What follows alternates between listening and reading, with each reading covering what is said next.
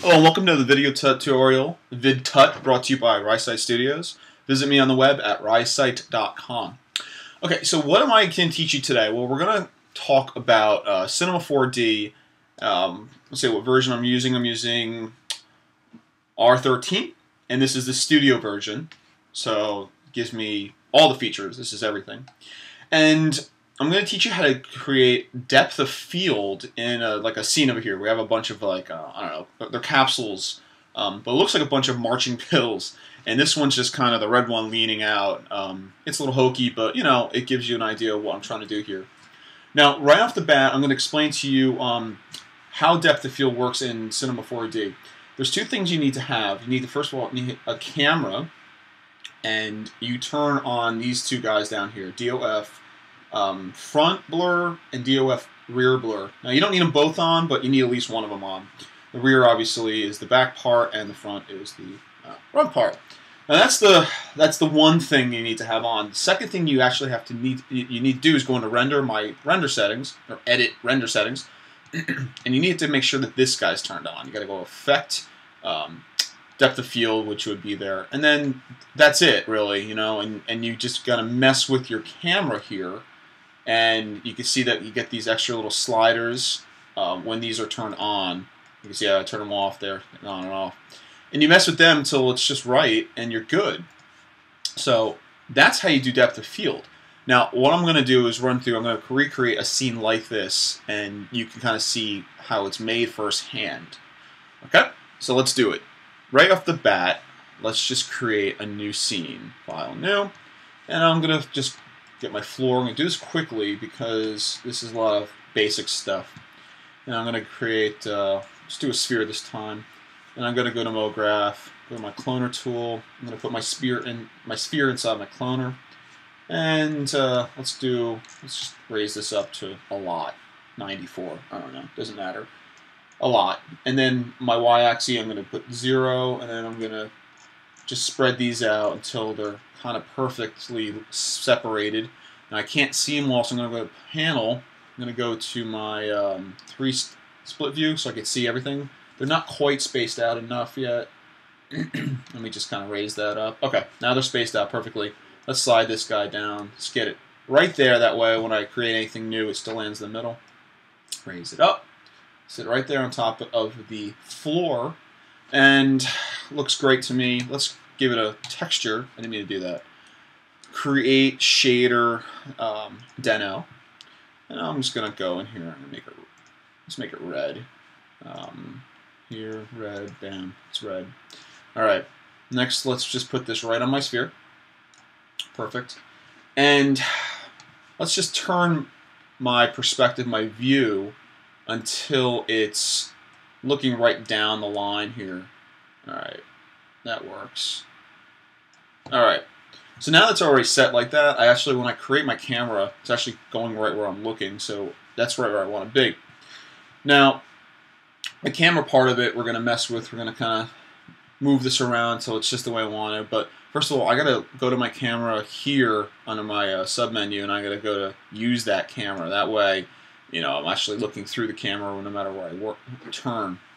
Now let's just do a quick render and see what we got. It's not going to be right at all. Okay, got some nice reflections, blah blah blah. But you see, there's not any light. I mean, there is a light. It's the environment light, but it's not that good. So let's create a new light, a real light we can mess around with. And you can see it's just, I'm just going to slide this back so we just got to get the light set up just right. Let's make one of these guys the focus. All right. And I want to create instances light. Reason being is I want a backlight too. So let's just take this instance, put it over here. So now I have some interesting reflection. Now the great thing about creating an instance is that whatever happens to this light happens to that light. So I'm going to go to shadow, and I'm going to go to soft. All right, great, perfect. I'm going to hit render, and there. It's the way I'm going to deal with it right now. I'm going to put one of these guys in focus, and everything looks pretty cool. All right, so how do we do the depth of field? This part is a little more complicated than what we just did. So I explained on the settings, but this is how you do it. You click on the camera. First of all, you got to turn on your blur. Now I'm going to do rear blur. I'm just going to hit. You can see this guy's, what I get is this now. So I'm going to pull this back, and it's around here where it's now kind of set up. Now that's the camera setting. Now I got to go to my render settings, and I got to go under Effect and go to my depth of field. Leave it at default, because that way you can't screw anything up. And now when it renders, it will have a depth of field. So I'm going to hit the button, wrong one, hit the button down here in this render setting. Give it a second. There it is. Out of focus, in focus, and focus, and focus. Now these are all perfectly sharp here, and this is really out of focus back here. Now we can play with that and get it perfect, and the way you do that is you mess with these settings here, and you would pull this guy back and forth. Now, I could do this and just assume it's going to work, but as a visual person and a photographer, I like to see what's happening as I create it. So how do I do that? I go to Render. I'm going to go Interactive Render Region. This is showing me a preview of everything.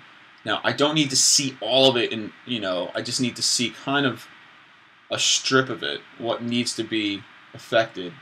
And since I'm only seeing that little bit, I got a pretty good video card here, so I'm going to raise that up a little bit. But if you've got kind of a crappy video card, you can make this really low quality and still get an idea of what's sharp and what's not. So I'm just going to put this a little bit high, medium high. All right, here we go. So I can see pretty much what's going on here, out of focus and starting to get sharp here. So how is that happening? Go to my camera. You can see when I pull this back, more of it's out of focus. And I can even bring this in. And watch what happens when I do that. Makes the focus even crazier out there.